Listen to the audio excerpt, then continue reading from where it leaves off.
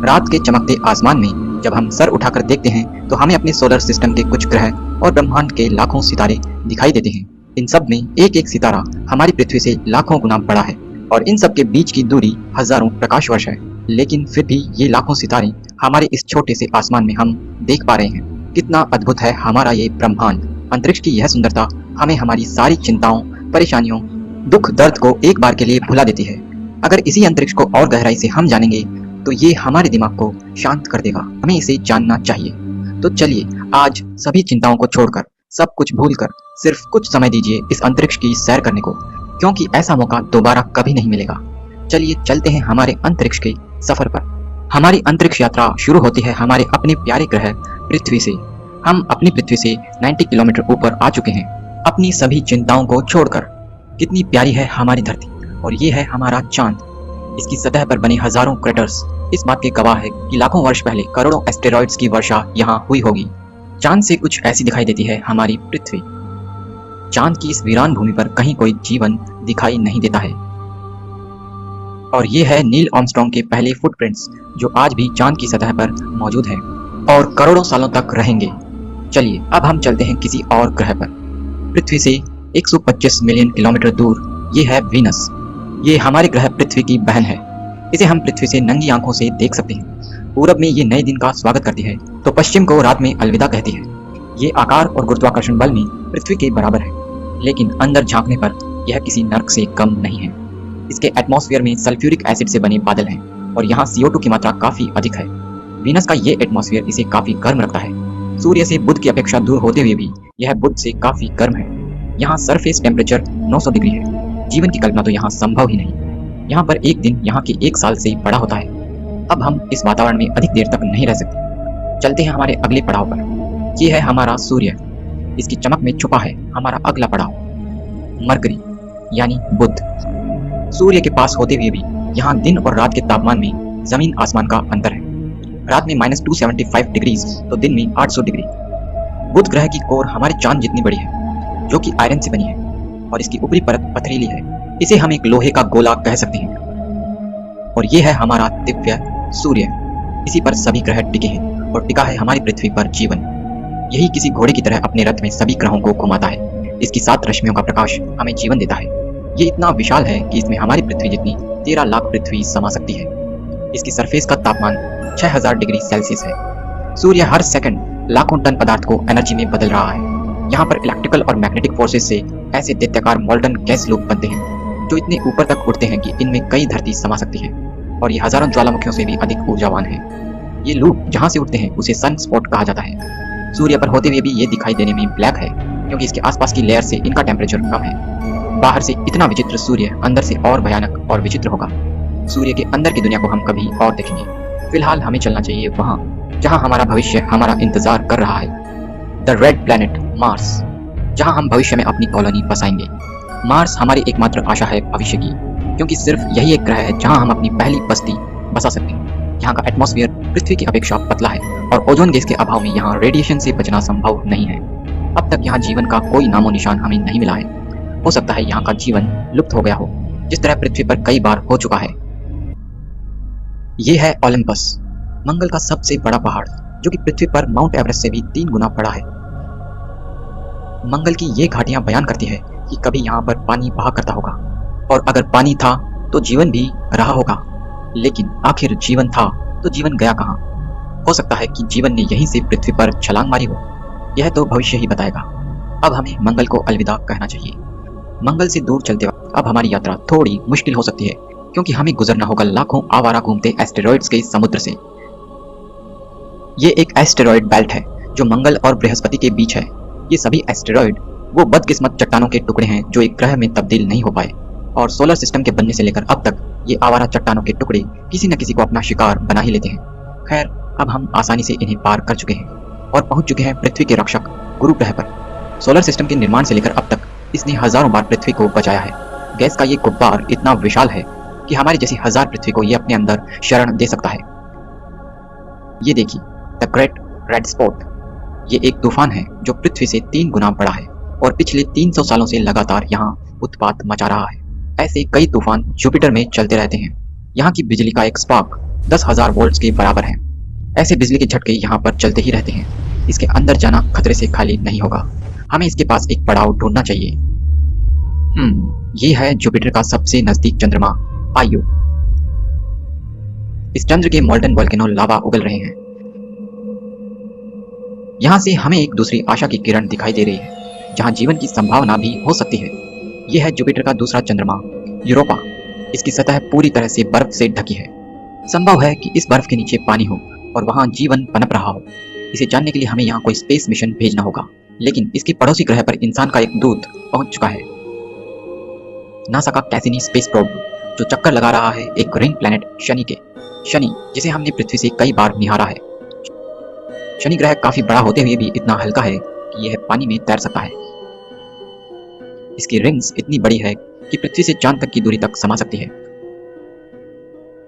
और यह है शनि ग्रह का चंद्र टाइटन, हमारी तीसरी आशा की किरण, जहां जीवन संभव हो सकता है। इसके अंदर एक एटमॉस्फेयर है, हवाएं हैं, बारिश भी है और यहाँ तक कि सीजन्स भी है। नदियां, झीलें और समुद्र भी है और देखने में पृथ्वी से काफी समान दिखाई देता है। हम इंसानों ने यहाँ भी अपना एक दूत भेज दिया है, ह्यूगेन स्पेसक्राफ्ट। इस भयंकर वातावरण में हमारा ये योद्धा यहाँ की इंफॉर्मेशन हमें भेज रहा है ताकि हम इस ग्रह को और अधिक जान सके। टाइटन काफी ठंडा है, -300 डिग्रीज। ऐसे में जीवन का पनपना लगभग असंभव है। अब हमें टाइटन को अलविदा कहना चाहिए, क्योंकि अभी पूरा ब्रह्मांड हमारा इंतजार कर रहा है। हमारी मुलाकात होनी है अब शनि के दो जुड़वां छोटे भाई यूरेनस और नेपच्यून से। यूरेनस भी एक गैस जाइंट है, इसे आइसी प्लैनेट भी बोला जाता है। और ये है इसका जुड़वां भाई नेपच्यून। इसका नेचुरल सैटेलाइट ट्राइटन है, जो कि सॉलिड है, लेकिन ट्राइटन स्टेबल नहीं है। यह नेपच्यून के चारों ओर उसके घूर्णन की विपरीत दिशा में घूमता है। इस वजह से ये धीरे धीरे टूट रहा है और एक दिन ये टुकड़ों टुकड़ों में बिखर जाएगा। अब हमें आगे चलना चाहिए। यह है सोलर सिस्टम का सबसे अनलकी ग्रह प्लूटो। ये आज तक अपने सम्मान को पाने के लिए तरस रहा है। इसकी कहानी हम कभी और बताएंगे। फिलहाल हमें अपने सोलर सिस्टम से बाहर निकलने का रास्ता खोजना पड़ेगा।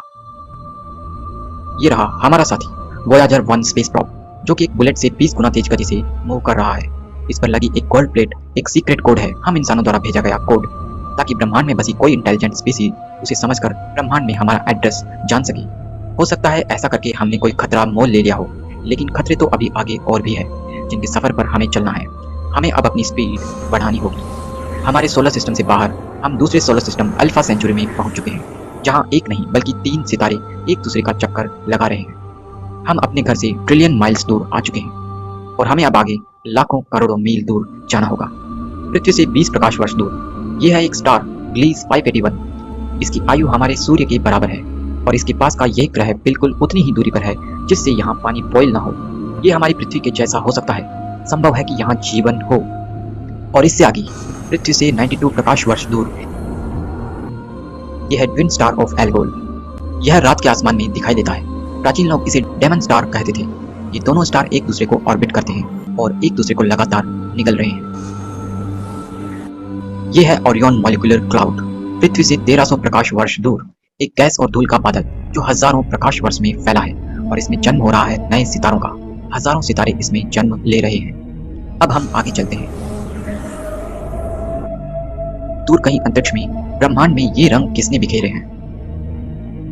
ब्रह्मांड में दिखाई देने वाली ये रंगोली वास्तव में किसी सितारे की मौत का रंगीन दृश्य है। यहाँ किसी सितारे का भयंकर विस्फोट हुआ है और उसका पुनर्जन्म हुआ है एक नए स्टार के रूप में, जिसे कहा जाता है व्हाइट ड्वार्फ। इसका घनत्व हमारी कल्पना से परे है। ये इतना ज्यादा घना है कि इसके एक चम्मच का वजन 1 टन के बराबर होगा और एक दिन हमारे सूर्य का भी यही हश्र होगा। बस 6 अरब साल और हम इस सुंदर रचना को देखने के लिए नहीं बचेंगे। देख पाएंगे तो इससे पहले के विनाशकारी विस्फोट को। लेकिन ब्रह्मांड में इससे भी बड़े सूर्य हैं जिनका पुनर्जन्म होता है एक न्यूट्रॉन स्टार के रूप में। एक बड़े सूर्य ने एक विस्फोट में अपना सारा पदार्थ उड़ेल कर ये रूप ले लिया है, जो कि व्हाइट ड्वार्फ से भी काफी खतरनाक है। सिर्फ 12 मील की चौड़ाई का ये न्यूट्रॉन स्टार, जिसके एक चम्मच पदार्थ का वजन हजारों टन के बराबर होगा, ये काफी तेज घूमता है। ब्रह्मांड में कुछ ऐसे न्यूट्रॉन स्टार है जिनकी स्पिनिंग स्पीड इतनी तेज है, अगर आप उनकी सरफेस पर खड़े हो जाएं तो आप लाइट की स्पीड के 25% स्पीड को अचीव कर लोगे। हमें एक अज्ञात चीज अपनी तरफ खींच रही है और लगता है वह इससे भी ताकतवर है। ये ही है ब्रह्मांड का सबसे बड़ा और सबसे भयंकर दानव, जिसकी भूख कभी शांत नहीं होती।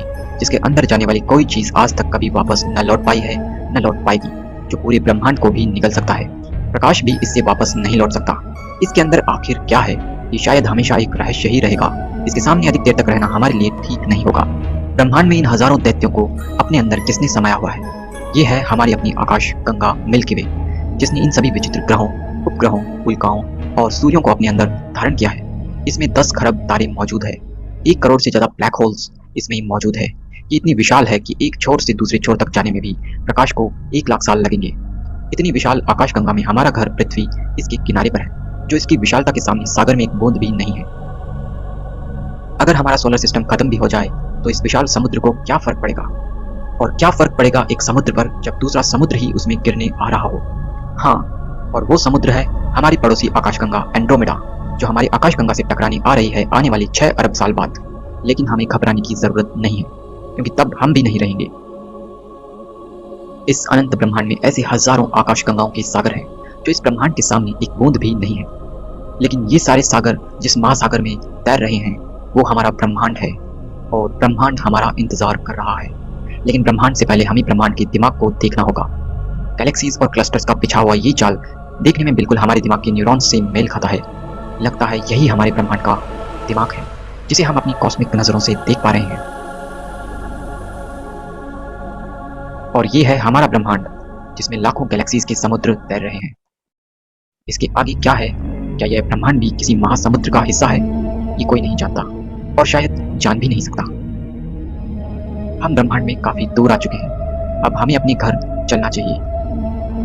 हम अपने घर पृथ्वी पर फिर से लौट आए हैं, लेकिन ब्रह्मांड की ये सारी यादें हमारे दिमाग में तरोताजा रहेगी।